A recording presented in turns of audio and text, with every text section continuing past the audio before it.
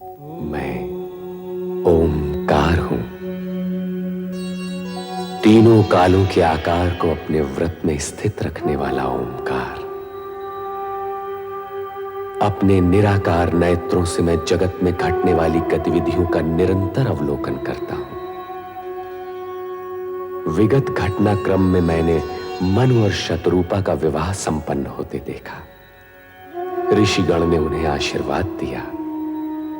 ये ही ऋषिगण वीरणी और दक्ष प्रजापति को आशीर्वाद देने भी उपस्थित थे। सृष्टि की रचना का क्रम गतिमान हुआ तो सृष्टि के रचनाकार सदाशिव लोक कल्याण निमित्त सगुण साकार रूप में अपने गण नंदी, श्रृंगी, भृंगी सहित अवतरित हुए। ब्रह्मा, विष्णु, महेश, नारद तथा देवगण ने आह्लादित होकर उनका जयनाद किया, उनकी महिमा का गान किया। देवगण सदाशिव के अवतरण से प्रसन्न अवश्य थे, किंतु शक्ति के अवतार के प्रति जिज्ञासु भी थे। ब्रह्मा, विष्णु और नारद की जिज्ञासा का समाधान करते हुए सदाशिव ने स्पष्ट किया कि शक्ति अजन्मा नहीं होगी, उसका जन्म लौकिक होगा, वो सगुण रूप में प्रकट होगी। दक्ष प्रजापति शक्ति अवतार के पिता एवं वीरणी माता होंगी, ये जानकर ब्रह्मा जी आश्चर्यचकित होते हैं। कारण कि महान सिद्धि और सफलता के लिए कठोर तप की आवश्यकता होती है। मेरी बहनें आ रही हैं, अभी आप जाइए। यदि यूं ही भेज देना था तो मन के तार से खींचकर बुलाया ही क्यों था? फिर कभी अकेले में आ जाइएगा। अभी अब जाइए ना, अभी अब जाइए ना। जाऊं? अच्छा ये बात है।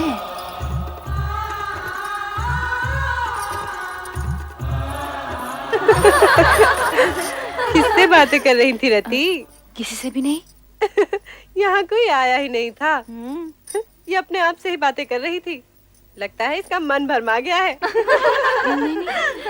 आंखें दुल्हन बनी है और पलकें घूंघट सजा रही हैं। अधरों पर नहीं नहीं और मन में हाँ हाँ। अपने प्रियतम को यहाँ बुलाकर उसे अपने मन का हाल सुनाकर कहती है यहाँ कोई आया ही नहीं। बताओ ना रति, कौन था वो जो तुम्हारे हृदय को शीतल पवन की तरह स्पर्श कर आनंदित कर गया? बोल ना रति, कौन था वो जिसके मिलन से तेरे मुख की लालिमा और भी चमक उठी? बोलो ना, कौन था वो जो तुम्हारी चंचल चितवन और मादक मुस्कान के आकर्षण में बंधा यहाँ तक चलाया था? वो कौन था, कहाँ से आया था, मैं कुछ भी नहीं जानती। ओहो, परंतु उसके आगमन से जो मुझे आनंद की अनुभूति हुई है वो मैं नहीं बताने वाली। अच्छा, तो फिर हमें ही पता लगाना होगा कि वो था कौन।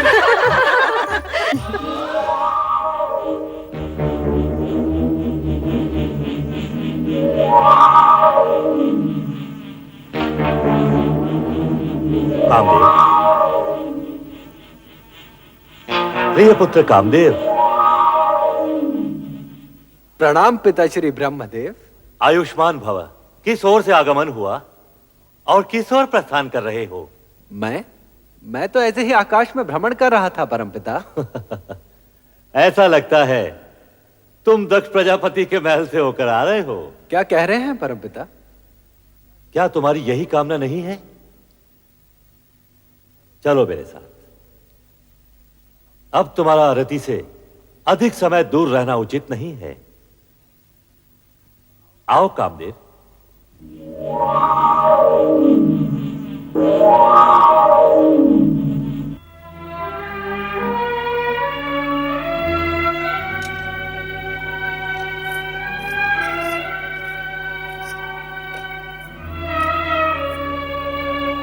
क्या बात है महाराज, क्या सोच रहे हैं आप?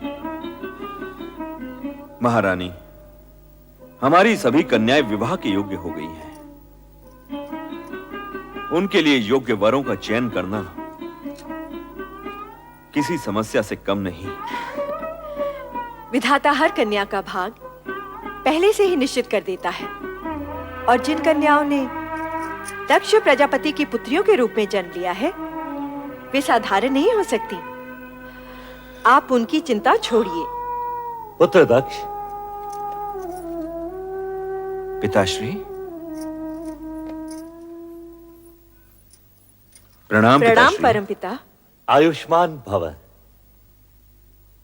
इन्हें पहचाना? ये पुष्पधनवा कामदेव हैं। इन्हें भला कौन नहीं जानता। संभवतः तुम ये नहीं जानते कि हम तुम्हारी चिंता दूर करने आए हैं। हमारी चिंता? चिंता कैसी पिताश्री? तुम्हारी पुत्री रति के लिए कामदेव ही सर्वश्रेष्ठ वर हैं। हमारी इच्छा है कि तुम इन दोनों का विवाह शीघ्र ही संपन्न कर दो। रति और कामदेव पति पत्नी के रूप में एक दूसरे के पूरक बनेंगे। अब सोचने का समय नहीं है दक्ष। हम जानते हैं रति का जन्म कामदेव के लिए ही हुआ है और इन दोनों की आकर्षण शक्ति एक दूसरे को निकट भी ला चुकी है। यदि ऐसा है तो आपकी आज्ञा हमें शिरोधार्य है परमपिता। हम आपकी आज्ञा का पालन शीघ्र ही करेंगे पिताश्री।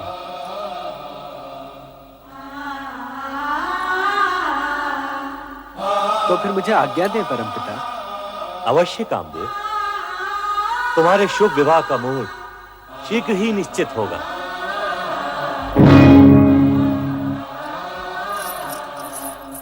अकस्मात आपके दर्शन पाकर हमें अपार हर्ष हुआ है परमपिता। वीरणी, दक्ष, हमारे आगमन का उद्देश्य रति कामदेव विवाह प्रस्ताव से कहीं अधिक महत्वपूर्ण है। हम तुमसे एक विशेष अनुरोध करने आए हैं। अनुरोध क्यों पिताश्री? आप आज्ञा दीजिए।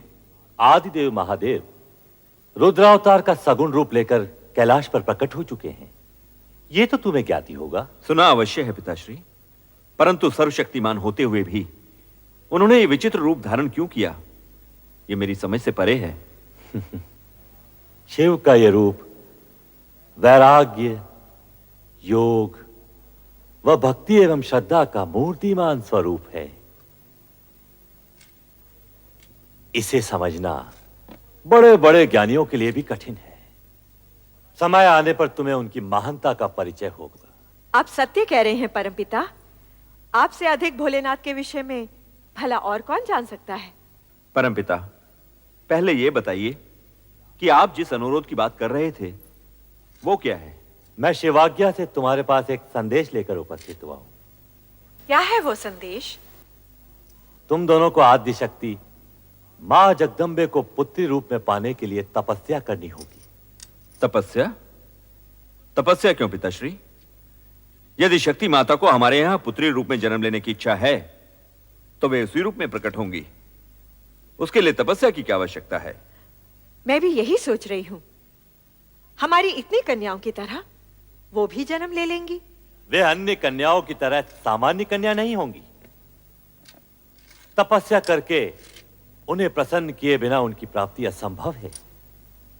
यह न भूलो कि शक्ति के सगुण अवतार के माता पिता बनने का श्रेय और गौरव तुम दोनों को ही प्राप्त होगा, यह निश्चित है। इसलिए इस शिवाज्ञा को शीघ्र स्वीकार करके शक्ति आराधना प्रारंभ करो। जैसी आपकी आज्ञा। रति कामदेव के विवाह के पश्चात सर्वप्रथम हम आप ही की आज्ञा का पालन करेंगे पिताश्री।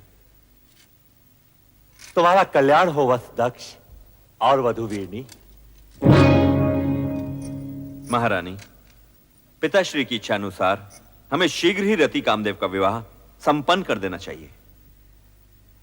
करचरण कृतं वा कायजं कर्मजं वा श्रवणनयनजं वा मानसं वा